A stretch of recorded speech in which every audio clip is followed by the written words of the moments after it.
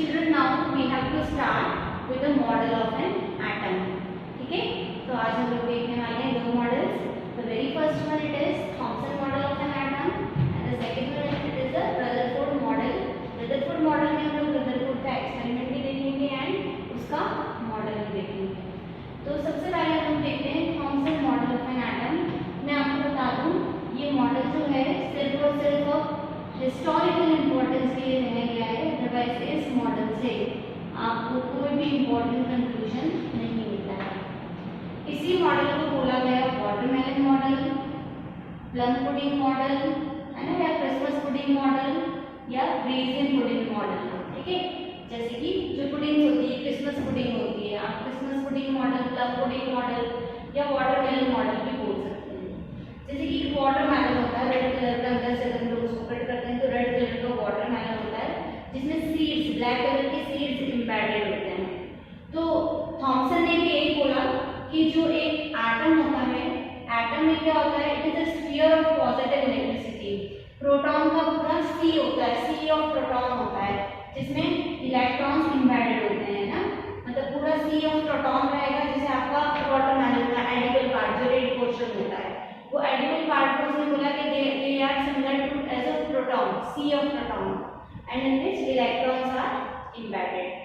But जो important point इस model ने बोला था वो सिर्फ यही था कि the total number of electron is equal to the total number of proton. जितने इलेक्ट्रॉन होंगे उतने ही प्रोटॉन होंगे और इसीलिए एटम जो है वो इलेक्ट्रिकली न्यूट्रल होगा. ओके, इतनी ही इंपॉर्टेंस है इस मॉडल की. बट जैसे ही आपका रदरफोर्ड का मॉडल आया, रदरफोर्ड के मॉडल की कुछ ऑब्जर्वेशंस आई, वैसे ही ये जो मॉडल था Thompson model of an atom ये फेल हो गया है. और अभी तक भी हम लोग इसको इसीलिए पढ़ रहे हैं बिकॉज ऑफ हिस्टोरिकल इम्पोर्टेंस, और इसका कोई इम्पोर्टेंस नहीं है इस मॉडल का. Okay, this is all about the Thompson model of an atom children. Next आता है हमारा Rutherford nuclear model of an atom. Okay, Rutherford ने अपना मॉडल दिया, लेकिन रदरफोर्ड ने अपना मॉडल किस बेसिस पे दिया, एक एक्सपेरिमेंट के बेसिस पे दिया. वो एक्सपेरिमेंट था alpha particles scattering experiment. Okay, alpha particle scattering experiment. इसमें इस एक्सपेरिमेंट में उसने किया source of alpha rays. Okay, source of alpha rays ली, फिर सोर्स ऑफ अल्फा रेज के बाद में यहाँ पे एक स्लिट लगाई. ठीक है, स्लिट का काम क्या है कि जैसे अल्फा रेज है तो अल्फा रेज हर डायरेक्शन में अपने रेडिएशन भेजे, लेकिन इस स्लिट में से सिर्फ एक सिंगल रेडिएशन जो है वो पास होती है. So that is the purpose of a slit कि एक सिंगल वेवलेंथ की रेडिएशन को पास करता है ये स्लिट, अपने अंदर से सिर्फ एक सिंगल रेडिएशन को पास होने देगा. ओके, फिर उसने एक थिन गोल्ड फॉइल ली. गोल्ड फॉइल इसलिए बिकॉज गोल्ड जो रहता है इट इज हाईली मेलेबल. उसकी एक थिन शीट प्रिपेयर करना बहुत आसान है, इसीलिए गोल्ड फॉइल ली जिसकी थिकनेस थी 10⁻⁵ सेंटीमीटर. और आसपास जो उसने ली वो एक सर्कुलर फ्लोरोसेंट स्क्रीन ली जिसको जिंक सल्फाइड से कोटेड किया गया है. ओके, यहाँ से जो रेडिएशन आती है, जो यहाँ से जो रेडिएशन आएगी वो रेडिएशन कुछ इस तरीके से जाती है. ओके, मतलब अगर हम लोग देखेंगे तो ये कुछ इस तरीके से इसकी रेडिएशन पास हो जाएगी, है ना, इस तरीके से कुछ रेडिएशन जाएगी और कुछ पीछे की तरफ भी आएगी. अब कितनी साइड में जा रही है, कितनी रिफ्लेक्ट हो रही है, कितनी सीधी जा रही है, उसके लिए उसने क्या करे, कुछ ऑब्जर्वेशंस बनाए. तो उसके जो ऑब्जर्वेशन थे उसमें पहला ऑब्जर्वेशन था कि अराउंड 99% ऑफ अल्फा पार्टिकल, इसमें से 99% of alpha particle gold foil से सीधे सीधे पास हो जाएंगे, मतलब ज्यादा नंबर ऑफ रेडिएशन जो है वो सीधे सीधे निकल जाने वाली है. ओके, पहला point that 99% of alpha particle pass through the gold foil and reflected. This is the first point. Second point था कि कुछ radiation some of the alpha particle were deflected by small angle. कुछ alpha particle जो है वो कुछ small angle से deflect हो जाएगी. ओके, एंड वेरी फ्यू मतलब 1 in 20,000 रेडिएशन वो वापस से क्या हो जाएगी, बाउंस बैक हो जाएगी. तो क्या क्या ऑब्जर्वेशन थे उसके, द फर्स्ट ऑब्जर्वेशन वाज कि 99% ऑफ द रेडिएशन जो है वो आपकी सीधी सीधी निकल जाने वाली है। ओके, देन कुछ जो अल्फा पार्टिकल है वो डिफ्लेक्ट हो जाएंगे, कुछ एंगल से, some angle by some angle it will deflected. And the third one it is कि 1 in 20,000 means a very few radiation it was reflected back along their path, मतलब कि 180 degree से बाउंस बैक हो जाएगा। ऐसा क्यों हुआ बच्चों? इसके पीछे डेफिनेटली कुछ रीजंस होंगे। तो जो रीजन उसने दिए, जो फर्स्ट ऑब्जर्वेशन था कि बहुत सारे रेडिएशन स्ट्रेट निकल जाएंगे, उसका रीजन क्या होगा? जो हम लोग स्ट्रेट कब निकल जाएंगे? नॉर्मली हम लोग एक रोड पर जा रहे हैं, हमको आगे से कोई भी व्हीकल नहीं मिल रहा है, कोई भी हर्डल्स नहीं आ रही, तो हम लोग स्ट्रेट निकलेंगे, हम लोग मूव नहीं करेंगे। Okay, so most of the space in an atom is empty. काफी सारी स्पेस जो रहती है एटम में वो खाली होती है। This is first observation children, उसका रीजन हुआ। सेकेंड है कि few alpha particles were deflected by some angle, तो उसका रीजन ये दिया बच्चों कि अल्फा पार्टिकल्स जो हैं they are positively charge particle, है ना, पॉजिटिवली चार्ज पार्टिकल होते हैं वो। और अगर हम लोग हमारा न्यूक्लियस देखें तो न्यूक्लियस में भी प्रोटॉन प्रेजेंट है, तो न्यूक्लियस भी पॉजिटिवली चार्ज हो गया, तो क्या हो जाएगा बच्चों? ये न्यूक्लियस हो गया, ये रेडिएशन हो गई है, ये इससे थोड़ा रिपल्शन फील करेगी और बिकॉज ऑफ रिपल्शन ये रिफ्लेक्ट हो जाएगी। सो सेकंड जो आएगा वो आएगा alpha particles are positively charge therefore reflected due to positively charge centre, मतलब सेंटर में कोई पॉजिटिवली, मतलब एक सेंटर जो है that is our positively charge centre, और उसी पॉजिटिवली चार्ज सेंटर को जो नाम दिया वो दिया था न्यूक्लियस। इसका मतलब है कि जो रदरफोर्ड था, आज तक हम लोग रदरफोर्ड को सिर्फ इसलिए स्टडी कर रहे हैं क्योंकि रदरफोर्ड ने न्यूक्लियस की डिस्कवरी की थी, है ना, nucleus was discovered by Rutherford only. फिर a very few were deflected back, है ना, बैक डायरेक्शन में रिफ्लेक्ट हो रहे हैं, वेरी फ्यू। देखो बच्चों, जो साइज है न्यूक्लियस की, सपोज करो this is the size of nucleus, ये डॉट मैंने लगाया, तो मेरी बात सुनो, इतने छोटे डॉट पे तो जस्ट इस डॉट पे तो एक या दो रेडिएशन जो है वो स्ट्राइक हो सकती है, तो यहाँ पर इसका मतलब क्या होगा कि बहुत कम रेडिएशन जो है वो रिफ्लेक्ट हो रही है। इसका सिंपल सा रीजन यही है कि the size of nucleus is very small, okay, therefore very few particle bounced back, कुछ ही पार्टिकल जो है वो बाउंस बैक हो जाएंगे। Okay, so this was the experiment done by Rutherford children. क्या क्या ऑब्जर्वेशन थी? That 99% of alpha particle undeflected straight निकल जाएंगे। सेकंड, कुछ अल्फा पार्टिकल डिफ्लेक्ट हो जाएंगे कुछ एंगल से because of the positively charged nucleus in the centre, and the size of the nucleus is very small, that's why a very few particle, that is 1 in 20,000 particle only bounce back। तो ये जो experiment Rutherford ने किया, इस Rutherford experiment की basis पर ही Rutherford ने अपना एक मॉडल दिया था, और अब हम लोग देखेंगे रदरफोर्ड का मॉडल, उसकी क्या क्या पोस्टुलेट थे, what is the actual model of Rutherford, that we have to see now. So children, here we have our Rutherford model, nuclear model of an atom, जो कि रदरफोर्ड एक्सपेरिमेंट से derive किया गया है। अब जो चीजें हमको उस एक्सपेरिमेंट में मिली उसी के अकॉर्डिंग हम लोगों ने रदरफोर्ड ने ये सारे पोस्टुलेट्स दिए हैं जो कि है रदरफोर्ड न्यूक्लियर मॉडल में। इसमें से फर्स्ट पॉइंट आता है कि most of the mass and all the positive charge of N atom is concentrated in a very small region called nucleus, मतलब एटम का सारा मास और एटम का जितना भी पॉजिटिव चार्ज होता है वो सारा के सारा न्यूक्लियस के अंदर कॉन्सेंट्रेटेड होता है। This is the first point. Okay, come to the second point, the size of nucleus is extremely small. ये तो हमको पता चल ही गया था कि बहुत ही कम रेडिएशन जो है वो सेंटर में स्ट्राइक होकर बाउंस बैक हो जाती है, तो उसका रीजन ही यही था कि जो न्यूक्लियस की साइज है बहुत छोटी होती है।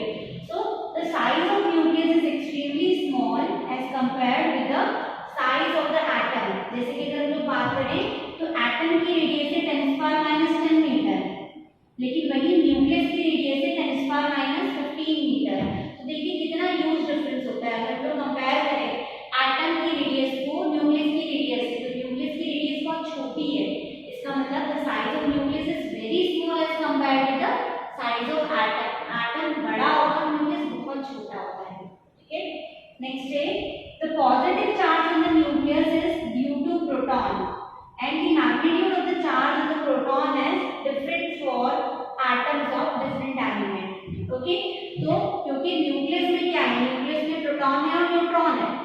न्यूट्रॉन पर कोई चार्ज नहीं है, हमको पता है। तो जो भी हम लोग बोल रहे हैं कि न्यूक्लियस पे पॉजिटिव चार्ज है, वो पॉजिटिव चार्ज किसकी वजह से होगा? तो वो पॉजिटिव चार्ज होगा सिर्फ और सिर्फ किसकी वजह से? प्रोटॉन की वजह से। और आप जानते ही हैं क्योंकि हर किसी एलिमेंट में नंबर ऑफ प्रोटॉन अलग अलग होते हैं, तो ये जो मैग्नीट्यूड होता है पॉजिटिव चार्ज का, जो भी मैग्नीट्यूड होता है न्यूक्लियस में, वो हर एक एटम के लिए डिफरेंट होगा। ठीक है। नेक्स्ट है the nucleus is surrounded by electrons which are revolving around it at a very high speed. Okay, nucleus के आसपास इलेक्ट्रॉन होते हैं, वो इलेक्ट्रॉन बहुत हाई स्पीड में रोटेट होते हैं। ओके, तो हमारे दिमाग में क्वेश्चन आता है कि इलेक्ट्रॉन नेगेटिवली चार्ज है, न्यूक्लियस पॉजिटिव चार्ज है, तो ये इलेक्ट्रॉन और न्यूक्लियस को तो अट्रैक्ट होना चाहिए एक दूसरे की तरफ, लेकिन उसका उसने जो पॉइंट दिया वो क्या दिया कि the electrostatic force of attraction between electron and nucleus, जो कि चार्ज की वजह से, पॉजिटिव और नेगेटिव चार्ज की वजह से जो फोर्स ऑफ अट्रैक्शन है, वो फोर्स ऑफ अट्रैक्शन बैलेंस हो जाएगा due to centrifugal force acting on the revolving electron. जैसे मैं आपको बताती हूँ कि एक रस्सी है हमारे हाथ में, उसमें एक बॉल हम लोगों ने बांधी है और इसको हम ऐसे रोटेट कर रहे हैं, तेज स्पीड से रोटेट कर रहे हैं। तो आप लोगों ने देखा होगा जब तक वो तेज स्पीड से रोटेट होगा तब तक वो बॉल हमारे हाथ में नहीं आती है। तो इट्स वेरी सिंपल चिल्ड्रन कि ये जो फोर्स है, जो सेंटर में से फोर्स लग रहा है, that is a centrifugal force. ये सेंट्रीफ्यूगल फोर्स और दूसरा इलेक्ट्रॉन और प्रोटॉन के बीच का इलेक्ट्रिक फोर्स, ये दोनों काउंटर बैलेंस हो जाते हैं, काउंटर बैलेंस हो जाते हैं, जिसकी वजह से इलेक्ट्रॉन जो है वो न्यूक्लियस में नहीं आता है। ओके, नेक्स्ट है total negative charge on the electron is equal to the total positive charge on the nucleus, so that atom on the whole is electrically neutral. यही पॉइंट थॉमसन ने भी बोला था कि total electron equals to total proton, that's why atom is electrically neutral. Okay, next बहुत important point, most of the space inside an atom is empty, इसीलिए बहुत सारी रेडिएशन जो है वो सिंपली मूव कर गई थी, स्ट्रेट लाइन में पास हो गई थी। ओके, बिकॉज काफी सारा स्पेस जो रहता है किसी भी एटम में वो एम्प्टी होता है। ओके, तो ये सब जो हमने देखा बच्चों रदरफोर्ड न्यूक्लियर मॉडल एटम का। अब ये रदरफोर्ड मॉडल जो है बच्चों ये फेल हो गया था। फेल क्यों हो गया था ये? क्योंकि यहाँ पर एक इंपॉर्टेंट पॉइंट आप और ध्यान रखिए फेलियर के पहले कि nuclear model of an atom को सोलार सिस्टम से जोड़ा गया है। ओके, जिसमें सेंटर में सन है और आसपास सारे प्लैनेट्स रिवॉल्व कर रहे हैं। सेंटर में जो सन है उसको न्यूक्लियस माना गया और सारे प्लैनेट्स को इलेक्ट्रॉन माना गया। ठीक है, तो इसीलिए इस मॉडल को हम लोग planetary model of an atom भी बोलते हैं, बिकॉज इसको सोलार सिस्टम से हमने कंपेयर किया है। अब ये मॉडल फेल क्यों हो गया बच्चों? देखो इसके दो इंपॉर्टेंट पॉइंट मैं आपको बता देती हूँ कि he failed to explain the distribution of electron around the nucleus, nucleus के आसपास इलेक्ट्रॉन कैसे अरेंज होंगे। अब तो हम जानते हैं कि K, L, M, N shells होती हैं, बोहर मॉडल आपको थोड़ा कुछ आइडिया होगा। ओके, लेकिन रदरफोर्ड तक तो ये शेल्स वगैरह कुछ आई नहीं थी, ये एनर्जी लेवल कुछ आए नहीं थे, इसीलिए इसमें इलेक्ट्रॉन का डिस्ट्रीब्यूशन न्यूक्लियस के आसपास कैसा होगा इस बारे में कुछ भी नहीं पता था। दूसरा पॉइंट आता है जो कि हाइड्रोजन का स्पेक्ट्रम जो होता है, आप लोग अभी इसके बाद का जो टॉपिक आएगा उसमें स्पेक्ट्रम वगैरह पढ़ने वाले हैं, तो हाइड्रोजन के स्पेक्ट्रम में कुछ लाइंस मिलती है। वो लाइंस का नाम वैसे होता है Riemann, बामर, pasta and bracket, tiffin. तो ये लाइंस क्यों मिलती है, क्या रीजन है इन लाइंस का, इसके बारे में भी कुछ भी नहीं पता है। इसलिए ये दो पॉइंट तो है ही सही। उसके अलावा क्या था बच्चों कि अगर हम लोग देखें तो मैक्सवेल की थ्योरी के अकॉर्डिंग, है ना, मैक्सवेल की थ्योरी के अकॉर्डिंग अगर कोई चार्ज पार्टिकल रिवॉल्व करता है तो वो कंटिन्यूसली अपनी एनर्जी को लूज करता है, ये मैक्सवेल के अकॉर्डिंग, है ना। तो रदरफोर्ड ने भी क्या बोला? रदरफोर्ड ने बोला क्योंकि इलेक्ट्रॉन भी एक चार्ज पार्टिकल है, इलेक्ट्रॉन भी न्यूक्लियस के आसपास घूम रहा है, तो इलेक्ट्रॉन भी कंटिन्यूसली क्या करेगा? रेडिएशन एमिट करेगा। रेडिएशन एमिट करेगा मतलब इलेक्ट्रॉन जो है वो अपनी एनर्जी को लूज करेगा, है ना। रेडिएशन जो रहती है in the form of energy दे रहा है, रेडिएशन क्या है? दे रहा एनर्जी होगी। तो ये इलेक्ट्रॉन भी क्या करेगा? अपने अंदर से सारी एनर्जी को एमिट करेगा। जैसे जैसे ये एनर्जी को एमिट करेगा वैसे वैसे ये न्यूक्लियस के पास आता जाएगा। ये एक टाइम के बाद में न्यूक्लियस के इतने पास आ जाएगा कि फाइनली ये इलेक्ट्रॉन इस न्यूक्लियस में डंप हो जाएगा आकर और एटम हमारा कोलैप्स हो जाएगा। ऐसी थ्योरी दी थी रदरफोर्ड ने। ओके, तो ये सबसे बड़ा इसका ड्रॉबैक था कि एटम कोलैप्स हो जाएगा, but we know that children atoms are stable, atoms तो खत्म ही नहीं हो सकता है, it can not be destroyed children. तो इट्स वेरी सिंपल चिल्ड्रन कि ये रदरफोर्ड का जो पॉइंट था, ये इसका सबसे बिगेस्ट ड्रॉबैक था कि एटम की स्टेबिलिटी के बारे में ये कुछ भी नहीं एक्सप्लेन कर पाया, इसलिए रदरफोर्ड मॉडल भी जो था वो फेल हो गया।